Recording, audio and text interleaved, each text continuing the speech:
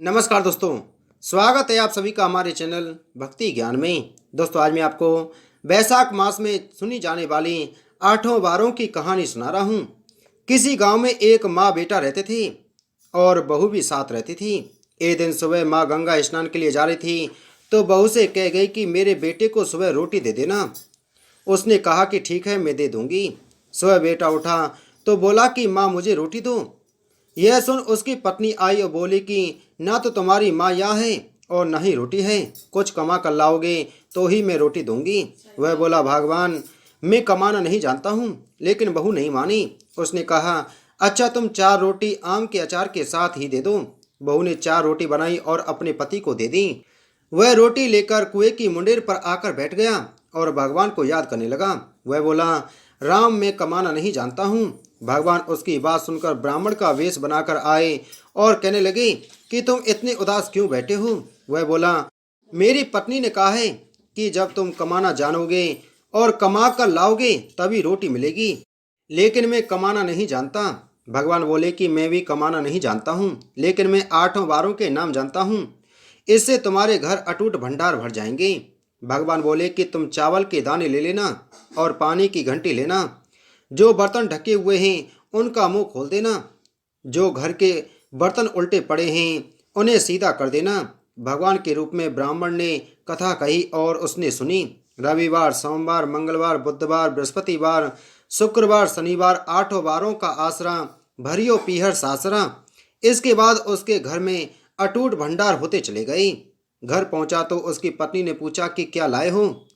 उसने कहा कि 8 वारों का नाम लाया हूँ। पत्नी ने सोचा कि चलो कुछ तो लाया है। पति फिर बोला कि चावल के दाने और पानी की घंटी ला। जो औंधे मुंह बर्तन पड़े हुए हैं उन्हें सीधा कर, जो ढके हैं उनका मुंह खोल दे।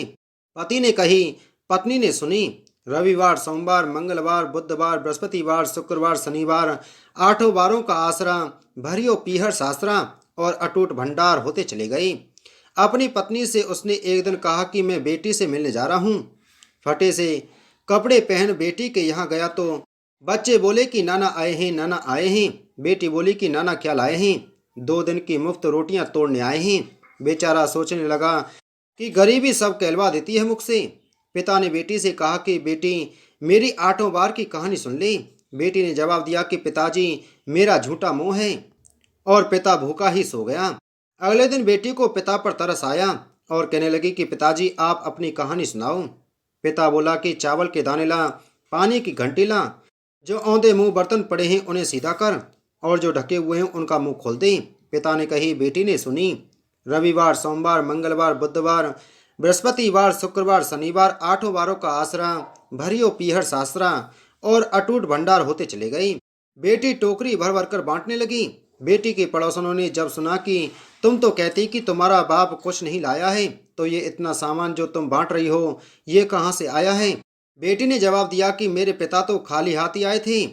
ये तो 8 वारों की कहानी का फल है।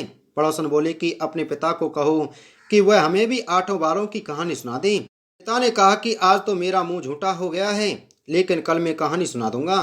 दूसरे दिन पिता ने बेटी के पड़ोसनों को भी 8 वारों की कहानी सुनाई, जिससे उनके घर में भी अटूट भंडार हो गई।